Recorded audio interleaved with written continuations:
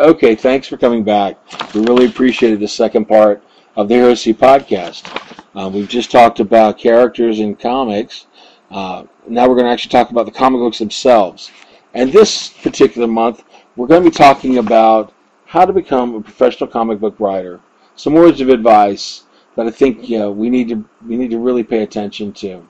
Spoiler alert number one: it ain't easy, but it can be done. Right now, being a professional comic book writer is done. Well, how do we get involved? Start writing. The more you write now, the more you become a writer. Not necessarily professionally, but a writer nonetheless. So that's a big step.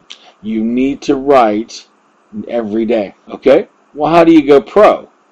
Competition is fierce, guys, and publishers can only accumulate or accommodate so many actual positions, on their table. It's your job to demonstrate to them why you should be the only one getting paid to showcase your talent and skills. There are certain guidelines that should be followed, or at least acknowledged. Just because you know the rules don't mean that you have the right to break them. It's just yet, at least. Okay, so let's talk about these rules real quick. Now, rule number one: write. Write every day. No excuses or doing something else. Be prepared to make sacrifice. Social, sleeping, out with your friends, whatever else it takes. Write more. Dedicate yourself now to the craft is essential. Writing causes momentum, and that powers you towards your goal. It's a giant stride in making a development as a writer. You can only get better when you keep writing. That's the key. Rule number two: finish what you write. An idea is not a story. It's a launch pad for the crafting of a story. It can capture the attention of another, but an engaging story keeps hold of it. Finish what you started writing. Write complete stories. Practice makes perfect. Stick to your goal of becoming a professional writer. Believe in yourself. Don't give up. That's one of the biggest pitfalls. We get discouraged. Okay, rule number three. You have to believe in yourself. Don't fear failure. Failure is a critical tool. Without it, we'd never know what we're doing right or wrong. It's the learning curve we all have to take. Honest feedback is your friend. Let go of your ego. Toss pride out the window. Listen to constructive criticism. This helps develop the process, always stringing and striving to improve. Never neglect an opportunity to learn something new. That is a vital part of becoming a professional writer. Rule number four: attend conventions, trade shows, writing events. All of these areas, especially with comic books, because that's where the actual people are that can make those connections and networking. Put on your best smile, demeanor. Wear that awesome deodorant. Don't kill yourself in Aramis, just the right amount. Make that relationship, network. Don't misbehave, or cause gossiping fueled marketing muckety mucks, situations. It's a small industry. Everything you do or say gets back to everyone else eventually. Remember, nobody owes you anything. Just meeting some editor, publisher, or whatever doesn't entitle you to become, the writer contract of the year. Establishing communication is vital. Be cool about it. Okay? Be interesting. Be professional. You want people to take you seriously. Okay? They'll be off to read your work if they want to. If you find you can keep their attention. Some of them will, some of them won't. Okay, there's no formula out there to really make this outcome happen, but persistence is vital in achieving your writing goals. So keep that in mind. Okay, now we're on to creativity. And this is something that I wanted to mention, and I'm simply going to read what I typed up because it has affected myself as well as several different proprietors and artists and writers with the events in the last couple of years that I've been working not only on the nonprofit with Giraffe Network, but also here at Hero Central Studio. And I'm just going to jump right into my editorial. This is totally me, my perspective, and you can definitely present your opinions and rebuttal to HeroCentralStudio@gmail.com. Subject line: parental negativity reply. Okay, I wanted to take this opportunity to make an editorial commentary on a situation that I have recently found myself in when it comes to the creative arts and the people that I interact with on some regularity. I have to believe that I'm not the only creative artist, writer, storyteller that is dealing with this particular conundrum.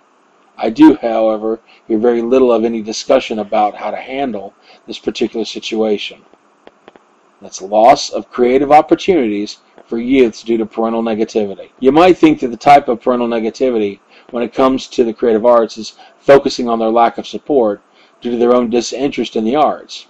That I can deal with, as I worked for over a decade fighting that particular issue, providing programs and outlets for youths and seniors alike, artistic creative outlets. What I'm referring to as parental negativity today focuses on parents missing creative opportunities for their children because of some slight or perceived injury that they have with the artist or writer or proprietor that offers positive group activities or instructionals to help young ones express themselves creatively. This does not apply to individuals or groups that have physically or emotionally endangered their relationships with the community for acts that warrant sanction. Those individuals and groups defame the creative arts community, often many years afterward with those actions. I do not support or defend such ones. I do caution parents that you are possibly squashing the creative side of the young when you go out of your way to be right, quotations, whenever dealing with the artist, writer offering opportunities to let young ones express themselves creatively on art projects.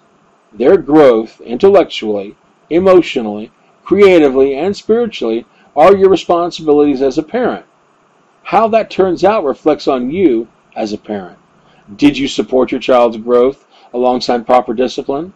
Or did you crush their imagination because you had a personal issue with some artist or writer that was offering those creative positive outlets?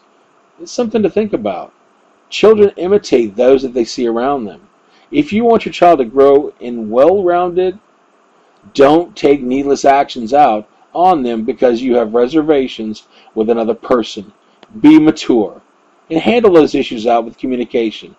Don't hold on to past mistakes of others only to let them block you from supporting your curious nature of learning in your children. That's not good parenting.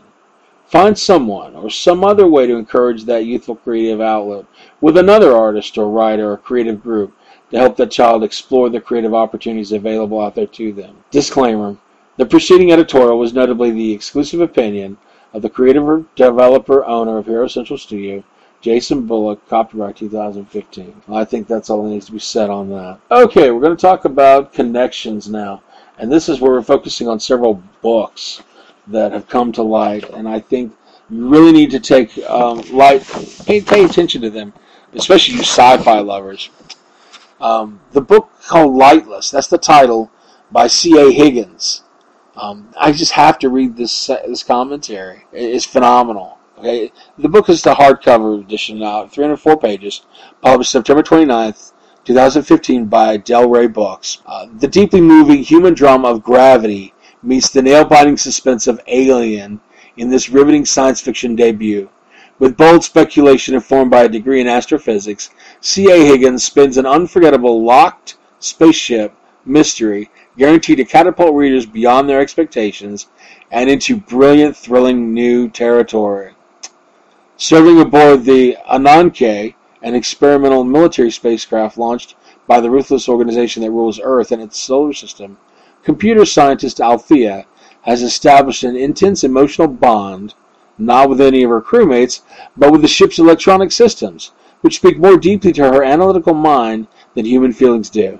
But when a pair of fugitive terrorists gain access to the Ananke, Althea must draw upon her heart and soul for the strength to defend her beloved ship. That sounds pretty enticing to me. I think I will definitely be reading Lightless, especially by an established scientist, so we've got a bit of science in our science fiction now. So definitely pick that up. Another series in the Xenogenesis series by Octavia Butler is Dawn. It's paperback, 248 pages, published April 1st, originally in 1997 by Warner's Books, first published in 1987. It is actually being adapted to a television series, so that's going to be even better to see it. Lilith Liapo awoke from a centuries-long sleep to find herself aboard the vast spaceship of the Oankali. Creatures covered in writhing tentacles. The Oankali had saved every surviving human from a dying, ruined Earth. They healed the planet, cured cancer, increased strength, and were now ready to help Lilith lead her people back to Earth, but for a price. Ooh, that sounds ominous. So definitely check out that one. Okay, The Aeronauts Windlass by Jim Butcher. The Cinderspire series is #1. It's actually the #1 New York Times best-selling author of the Dresden Files and the Codex Alera novels. He conjures up a new series of a fantastical world of noble families, steam-powered technology, and magic-wielding warriors. The descriptor for this 640-page hardcover, published September 29th, 2015, by Rock Books. It reads, "Since time immemorial, the spires have sheltered humanity, towering for miles over the mist-shrouded surface of the world. Within the halls, aristocratic houses have ruled for generations, developing scientific marvels, fostering trade alliances, and building fleets of airships to keep the peace. Captain Grimm commands the merchant ship Predator. Fiercely loyal to Spire Albion, he has taken their side in the Cold War with Spire Aurora, disrupting the enemy's shipping lines by attacking their cargo vessels.